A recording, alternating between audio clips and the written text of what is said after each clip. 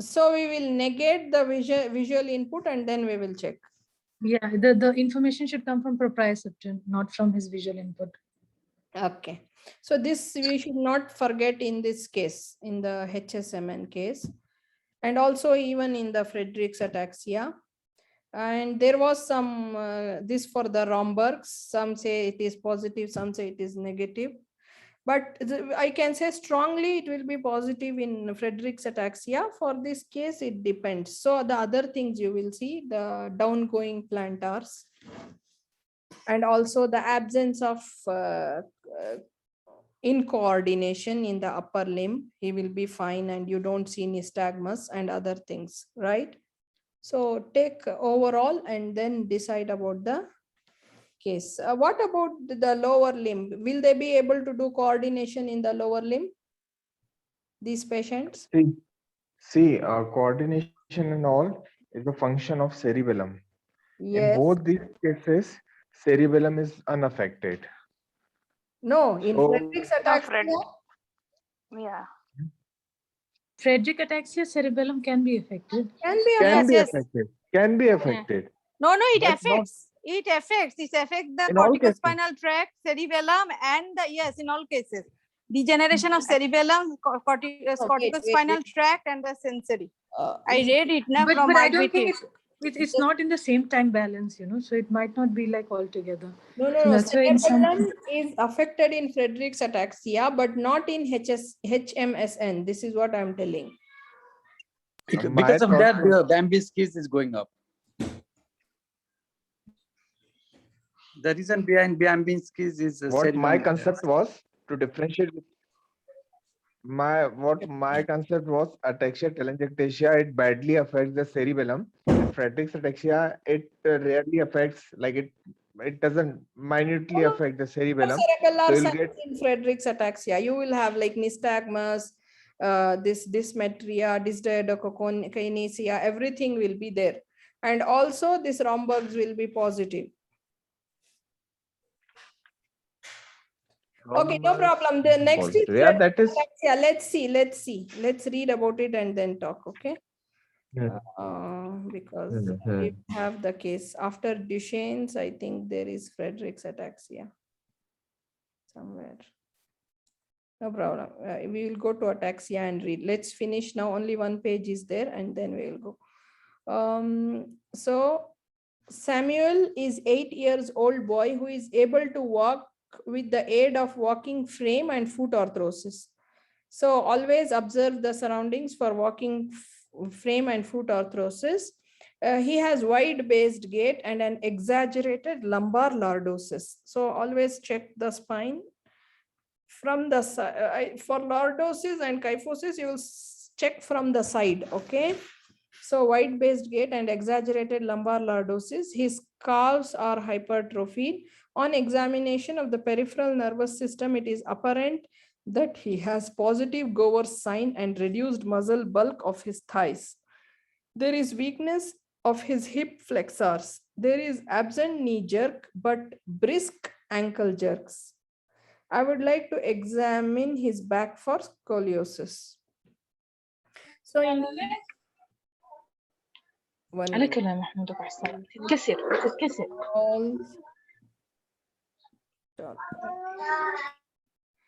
So 8 years old boy on a walking frame and foot orthosis. There is lumbar lordosis, wide based gait. Sometimes if you are not clear, you can just, instead of telling waddling, you can just say wide based gait. Or in case of quadriplegia, you can just say spastic gait. If you are not clear, just describe it like that. He has wide based gait and exaggerated lumbar lordosis. His calves are hypertrophied, so this we will see. And he has positive Gower's sign, muscle wasting, and especially weakness in the hip flexors, muscle wasting in the thighs, absent knee jerks, and brisk ankle jerk. So every patient you see brisk ankle jerk, no, right? In the as the deteriorate, it will not be there.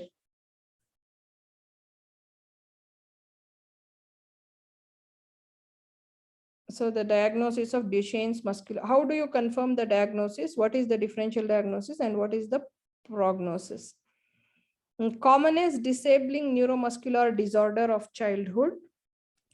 X-linked recessive inheritance with an incidence of 1 in 3,500 live born boys. This would have changed, I am not sure, this is old. The mutation or in dystrophin gene, the gene locus is in XP21. A third of cases represent a new mutation. Girls may be symptomatic as a consequence of random inactivation of one of the X chromosomes. So rarely you can see girls also. Whenever the unaffected X chromosome becomes inactive, then there will be loss of this gene in XP21. Then you can have symptomatic girls. Otherwise, most common 1 in 3,500 live born boys, dystrophin gene XP21. Usually present between the ages 2 and 5 with delayed walking. Walking is delayed. There will be a waddling gait. So in the history, when you ask, they can say that he did not walk. His walking was very delayed beyond 18 months. There will be a waddling gait, tiptoe walking, excessive falls, and difficulty with stairs. As we know, climbing of stairs, proximal muscles are more important. So difficulty with stairs, falls, tiptoe walking, waddling gait, delayed walking. Calf muscle hypertrophy is often present. Most reflexes disappear early in the disease, apart from ankle jerk, which disappears late. So here in our case, he has told that 8 years old boy with brisk ankle jerk and absent knee jerk. So ankle jerk will disappear late, but it will disappear. Other reflexes early. A variable degree of cognitive impairment is often present. Speech delay is often seen in tandem with or before delayed walking. So we can also see the speech delay and also cognitive impairment. CPK is usually high at birth and at diagnosis. So whenever you suspect Duchenne's, you will do CPK. Diagnosis is by DNA studies looking at the dystrophin gene. Electromyography and muscle biopsy for histochemical studies can also be done, particularly if initial DNA studies are inconclusive. So directly CPK, if raised CPK, it is just supportive diagnosis. The raised CPK confirmed is by DNA studies looking for dystrophin gene. If DNA studies are inconclusive, you can go for EMG and muscle biopsy, but I don't think now they are going for muscle biopsy recent. Both show typical features. Do mention genetic counseling of the family as a part of management after confirmation of the disease. So I think for the diagnosis, you will mainly tell DNA studies to look for the dystrophin gene.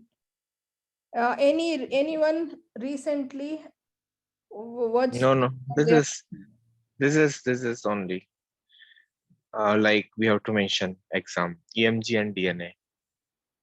They are not going for muscle biopsy now, right? No, this muscle enzymes can be raised anywhere. Like if you do CKMB in any muscular dystrophy, it can be raised. What is new? So diagnose, no, that is what it's just a supporting. Diagnosis is by DNA studies looking for dystrophin gene. This is confirmatory. But nowadays they are not going for muscle biopsy. This is what I am telling.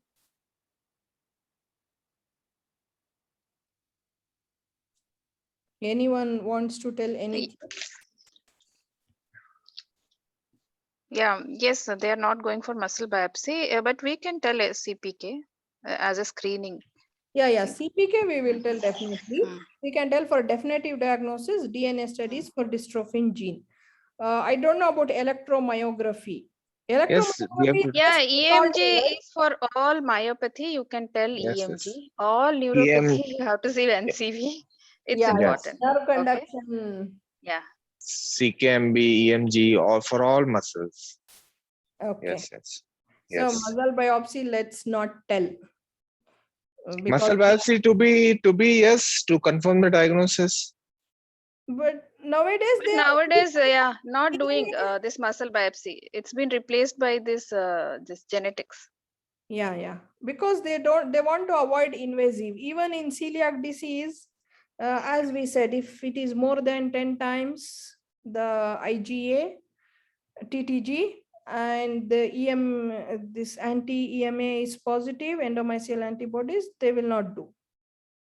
Like that, they are avoiding any invasive things. So don't mention this, just say CPK for supporting diagnosis, definitive by DNA studies for dystrophin gene, and you can do electromyography. That's it. Both show genetic counseling, that is important. Okay, complications arise from cardiac, respiratory, and skeletal muscle involvement. DMD should be described as being multi-system disorder. Dilated cardiomyopathy can be a significant problem as child enters adulthood with left ventricular failure and arrhythmias, often needing medical intervention. So the complications you have to remember: cardiac, respiratory, and the skeletal muscle. So in cardiac, what you have? Dilated cardiomyopathy with left ventricular failure and arrhythmias. This is the thing. So scoliosis is common and is seen around 80% of these children. It exacerbates their pre-existing restrictive lung disease. Spinal fusion surgery is often needed. Physiotherapy input is important. So scoliosis can cause the restrictive lung disease, and in 80% of cases it will be present. And they are doing spinal fusion surgery and physiotherapy. I don't know about this, about the spinal fusion, what exactly they are doing. They will correct that is for scoliosis. Yeah, that's what they will try to cut it. I mean, they will try to make it straight to prevent this restrictive lung disease. Maybe just know the name only. I don't think they will ask these details for us.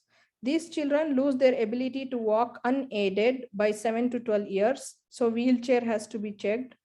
Okay, they will lose ability to walk by 7 to 12 years. A walking frame is used first, followed by wheelchairs as the child enters their second decade. Steroids are currently the only pharmacological treatment. They can slow the rate of deterioration in muscle strength and have some positive effects on respiratory function. Side effects need to be closely monitored. Physiotherapists and occupational therapists play a key important role in multidisciplinary team. Although non-invasive ventilation can increase life expectancy by few years, this condition is usually fatal during second or third decade of life, with respiratory failure being the most commonest cause of death. So presently they are using steroids. Any idea? Yes. They use steroid and they try to keep it as minimum dose as possible because lots of side effect. And also there is one new medication is there, this exon 51 skipping. No, if they have specific this problem in the genetics, there is a specific medicine for that. Okay, what is the specific? You said exon 51 skipping. Yeah, there is a new medicine came in the market. Wait, I will forward on the group.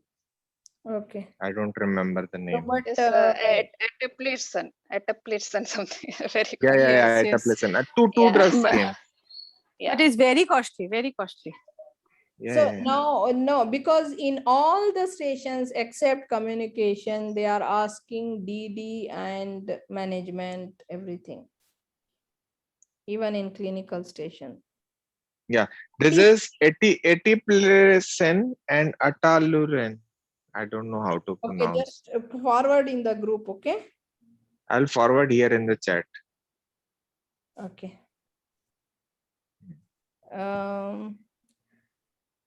So, but remember, steroids we can tell, right? Even today we can tell steroids. Steroids are he has told at that time, currently the only pharmacological treatment. So you can say steroids can be used to delay the deterioration of the muscle strength.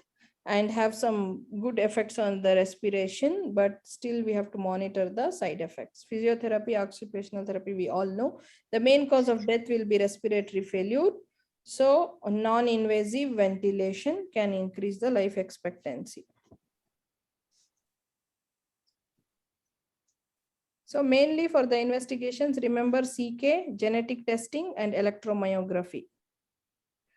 Complications, cardiac, respiratory, and skeletal. Yeah, also to involve the spirometry, very important. Yeah. These Yes. children. Dilated cardiomyopathy and this left ventricular failure and arrhythmias in cardiac. In respiratory, restricted lung disease due to scoliosis, which can be corrected by some spinal fusion surgery. So for that, you will refer to the orthopedics or the spinal surgeon. In almost all this muscular or this neuropathic, we have to involve the cardiac and this for respiratory muscles. GPS also, this Friedrichs also, and this now DMD also.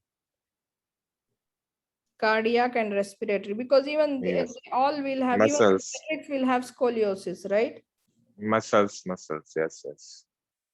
It all affects us. Yeah, so cardiac, respiratory, and even here the spirometry has to be monitored because respiratory failure is the common cause of death.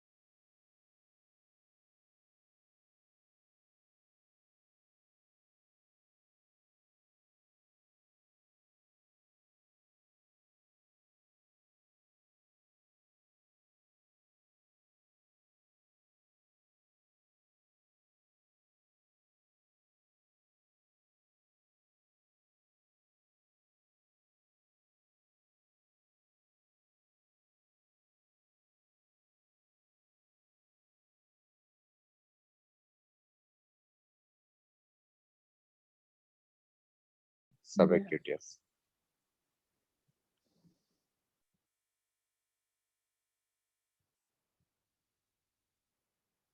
Will not go for the floppy infant, we'll keep it for the other day. We will just go through the, because there was a question you were asking about myotonic dystrophy. So we'll go through the myotonic dystrophy and Friedreich's ataxia and we will end. Because Friedreich's ataxia was the differential for Charcot's-Marie tooth. That's why we'll go through it and the myotonic dystrophy and we'll end the meeting. So myotonic dystrophy, it can come in the clinical.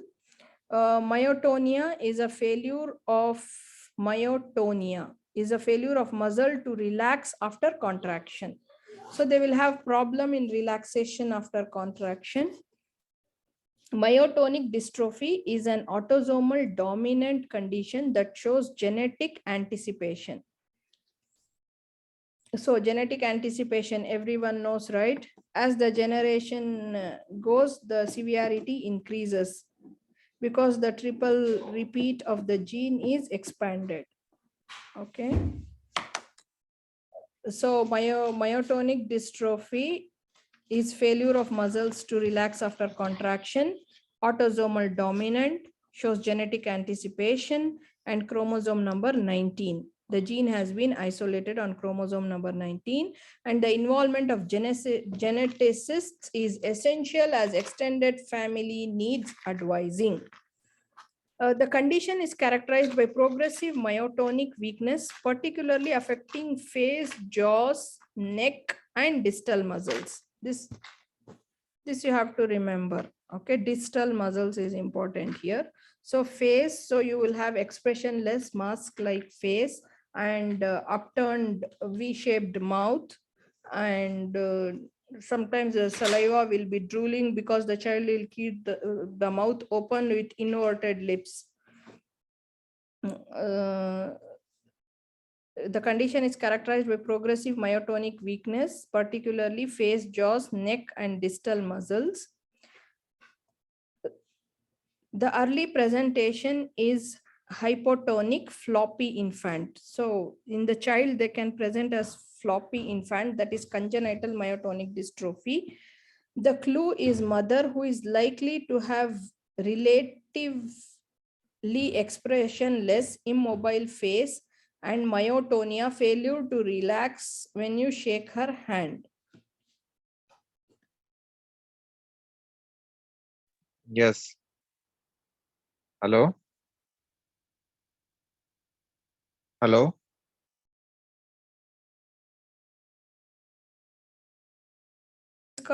Okay. Yeah, I am listening to you, the gigabus. So the child is born, it is hypotonic floppy infant. Since this is an autosomal dominant, you can see some features also in the mother where you can suspect, like expressionless face, failure to relax when you shake her hand, okay, immobile face. Older child will present with myotonic, expressionless, immobile face, hypotonia, poor muscle bulk, weakness and reduced or normal but not absent reflexes. So the reflexes will be present, but it will be reduced, or maybe normal, but will not be absent. The extent of motor deficits is quite variable. Here are some important points we have to remember. You have to describe the face as expressionless, immobile face, and myotonia when you shake, difficult to relax. This is the important character here in this disorder. When they contract, the muscles take long time to relax. And as we were telling, this is the only muscular disease where there is the distal muscles more involved. One important management point is that administration of general anesthesia. This is very important. They may ask this question. Administration of general anesthesia to a patient with myotonic dystrophy, which may be mild and not noted preoperatively, is potentially very dangerous. Gene carriers should have medic alert bracelet for this reason. So general anesthesia shouldn't be given to these patients. And if the child is not diagnosed, means which may be mild and not noted and is given, they are telling very dangerous. So anyone can tell us what happens if we give general anesthesia in these patients? They should wear the medic alert bracelet so that they will know. Malignant hyperthermia, that is succinylcholine. Not for anesthesia during reversal. When you give succinylcholine, there is chances of malignant hyperthermia.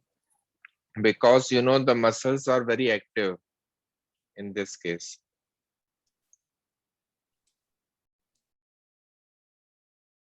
Means the problem same like difficulty of relaxation.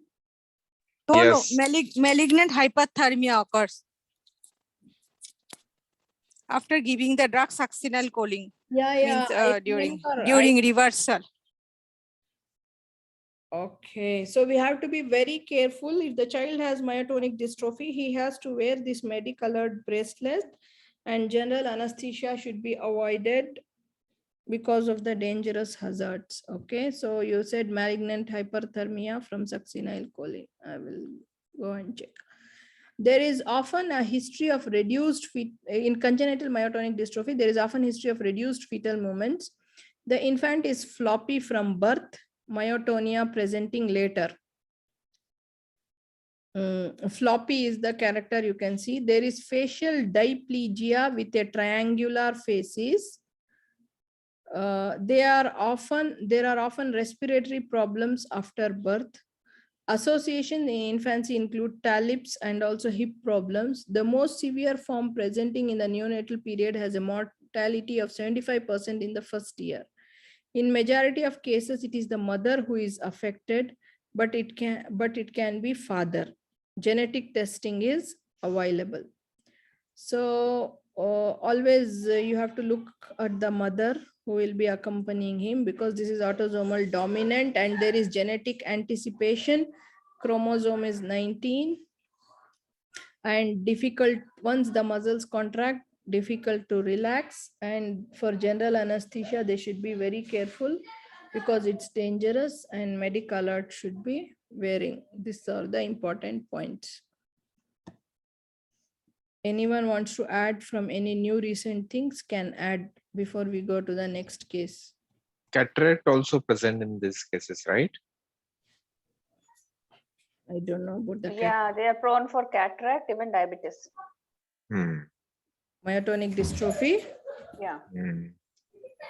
cataract, diabetes, even heart problem they will have. All these things Yes. are there. Yes. Okay.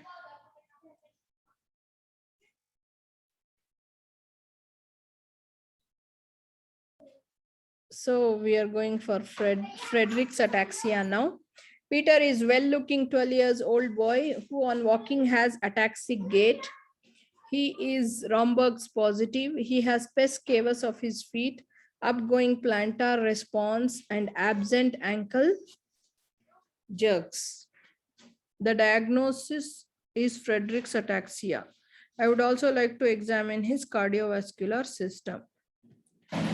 So note on Frederick's ataxia, this is the most common inherited ataxia. Okay, it is a progressive disorder with pyramidal tract dysfunction, giving signs of cerebellar degeneration and a peripheral neuropathy. Inheritance is usually autosomal recessive. The gene is on chromosome 9 and it usually presents before the 15th birthday with increasing ataxia, usually presenting feature, and dysarthria. Because ataxia is sensory, Romberg's sign will be positive. So here the cerebellum will be affected or not. He is telling cerebellar degeneration. Right? That means cerebellum. Yeah, It is it is affected. affected. So there is pyramidal tract dysfunction. Actually, this is called as spinocerebellar degeneration. Okay, so they will have spinal related and cerebellar related. This Both. Frederick's ataxia. Yeah. So in ataxia telangiectasia, only cerebellar sign, no spinal sign. Right? Romberg's will be negative. Yeah, Romberg's will be Yes. negative, definitely. Yeah. Okay. So this is pyramidal tract dysfunction. That is the posterior columns where we have this proprioception and vibration sense, and cerebellar degeneration and peripheral neuropathy. And chromosome 9 is the gene locus is on chromosome 9 and autosomal recessive, and usually a teenager. The presenting will be in teenager before 15th birthday, increasing ataxia and dysarthria. Because ataxia is sensory, Romberg's sign will be positive. Other features include lower limb weakness because of the pyramidal and ascending tract involvement, loss of joint position and vibration sense, absent tendon reflexes, extensor plantars, nystagmus, pes cavus, kyphoscoliosis. Cardiac abnormalities late include hypertrophic cardiomyopathy and arrhythmias, increased risk of diabetes mellitus around 10%. So DM and cardiomyopathy are the associations. Rest all we know. Pes cavus, nystagmus, and extensor plantars, joint position since last Romberg's sign positive. They may also have some weakness in the limbs. And here he is telling ascending tracts are also affected along with the pyramidal. That is the neuropathy. Yeah. Sensory nerve Sensory is is ascending, ascending. Yeah. and pyramidal is the descending. So both motor, sensory, and cerebellar, all three systems are involved. Okay, pyramidal is motor, right? Upper motor. Yeah. So ascending is the sensory one. So Ascend- motor, sensory, And ascending cerebellum. has two parts, anterolateral and posterior. In this, posterior will be affected, Posterior, like yeah. this Yeah, joint, yeah, yeah. joint position. yeah, you're right. Pain and temperature will not affect it. Yeah. Yes. Or So mainly no, position and vibration. yeah, no Yes. ulcers, nothing, no foot ulcers or something like this, which happens in this case of spina bifida. Spina bifida, yeah. Spina yeah. bifida, trophic ulcers. Ulcers, yes. But what about the area of the tibial nerve and peroneal nerve? I mean, that In area that also case, sensation will not be nah, affected. yeah, tibial and peroneal nerve are common, mixed nerve. They have sensory and motor both function, but that is Yeah, localized to the lower part. There you will Yeah, have exactly. this So if trophic we ulcer. see, no, I'm just saying, if you see touch and pain sensation over that lower area, then lower dermatome That will be affected. Yeah, that will be affected, right? Yeah. Not Yeah. above, but just below, right? Yes, L4, L5, S1 means in the lower limb, knee and below. Yeah.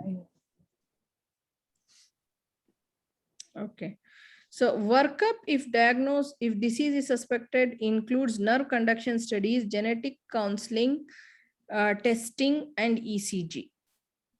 So genetic testing and counseling and ECG. The nerve conduction studies is to rule out the, what is that, Charcot-Marie tooth.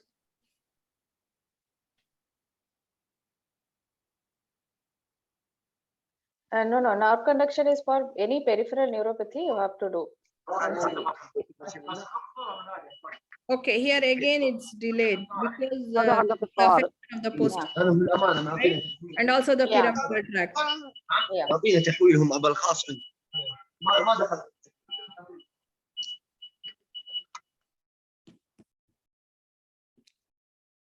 So here it's nerve conduction, genetic counseling, testing, and ECG. This all of us will tell. Treatment is largely supportive. Death is usually secondary to cardiac complications.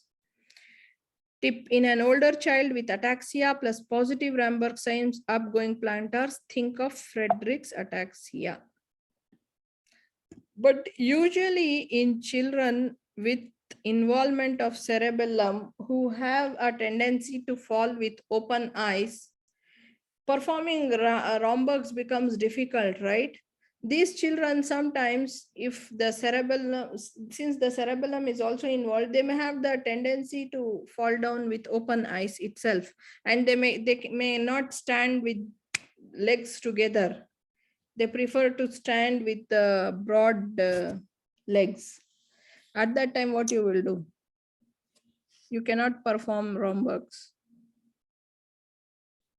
Yeah, ideally, like no, we will say that I would like to perform, but as the child is falling in open eyes itself, most probably child will fall. So I will not do now. So we should know that examiner that we know that these cases we. Okay, got your point.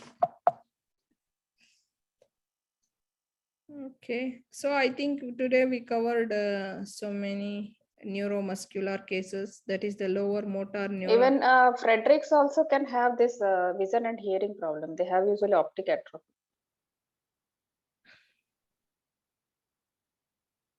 Okay, the nystagmus can be for both the reasons, right? Can be from the cerebellum. But cerebellum mainly. Okay, optic atrophy can cause the nystagmus. No. So This it's nystagmus is because of the cerebellum, and also dysarthria is again because of cerebellum. Yeah. So we have to do all the cerebellar signs in this patient. Now my question is the heel chin test, what we do? Definitely it will be problem in Friedreich's ataxia. What about in the Charcot-Marie tooth? Because of the can they perform the heel to shin test? Coordination won't be affected, no, in that. Yeah.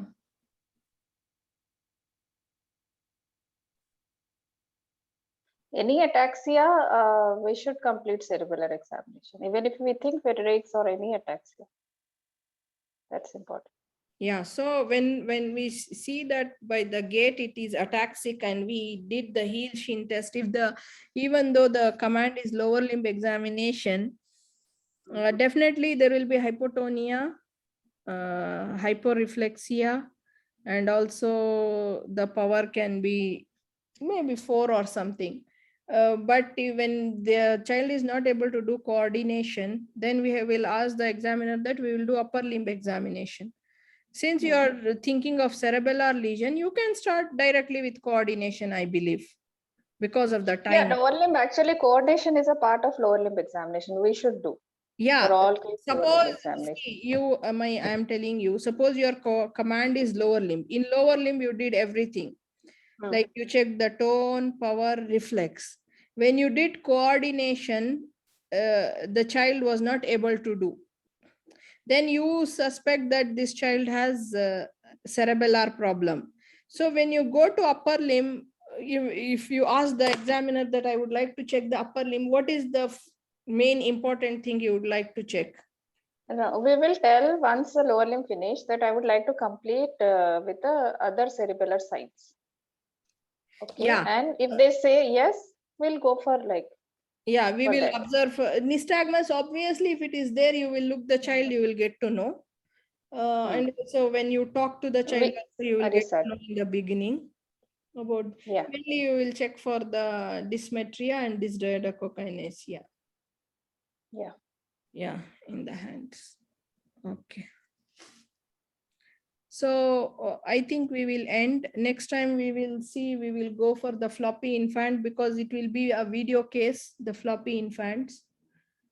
And if possible, also we can put some pictures in between when we are doing. What are all signs from above downward for cerebellar lesions? First is nystagmus. So how will you do? You will not just like make the edge. You will keep the finger at the extremities for some time. Okay. Like if you are just, yeah, then only it will be step, like you can see the obvious. Second is dysarthria. Then the dysdiadochokinesia, dysmetria, Hilshin. What else? This pendular knee jerk, hypotonia. In the hand you also have, you can also ask for the intentional tremors, like asking the child to pick something and you see that there is tremors. This is one of the signs in the hands for the when you check.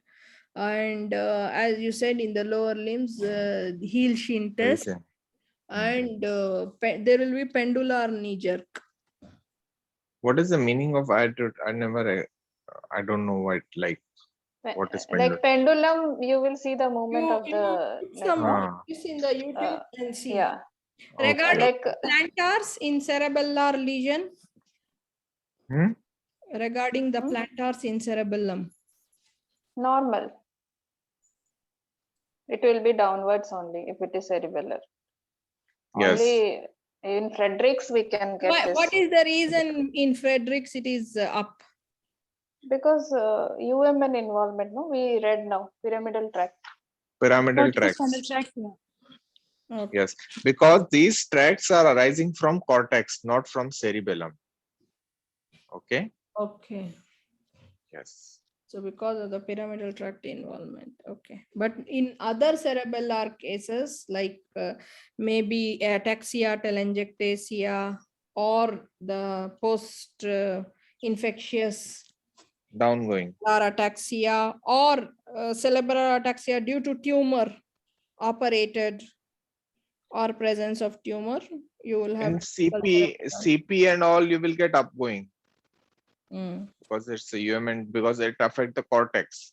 Anything affecting the cortex or this tracts, posterior column tract. Okay. Okay. I think next we will take some topic and discuss, no problem. Tomorrow you will conduct the meeting?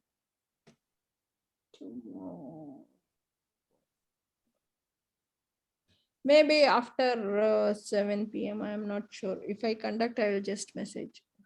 Okay. 7 p.m. where were you? When I called, you were not there. Oh, I was out actually with patient. Okay. But tomorrow I'll be available. Yes. Okay. Yes. Yes. Yes. Thank you. Okay, thank you. If anyone has time to prepare some pictures and put for the disease, neuromuscular disorders we discussed today, you are most welcome. You can put it in the next. If not videos, at least pictures, like one picture of myotonic dystrophy like this, if someone is free. Okay. Who among, I think Dr. Sridevi and who other is going for the exam this September from this? I am going for September. I don't know others. Aparna is going. Okay. Okay. Deepa is going. I think they are Okay. all. All in Nepal. No, Sridevi UAE. But the date is same. Yeah. Yeah, date not yet fixed, no, Dr. Krishna. There's 4 days, Date, which date? yeah, date they will give tomorrow. What is it? Oh, Yes. okay. Tomorrow they will give you placement letter, maybe. And let's see like Yeah. which session they're going to. But you are preparing these cases which came in Jeddah and all. Like they do they repeat the cases or Asking me or Dr. Sridevi?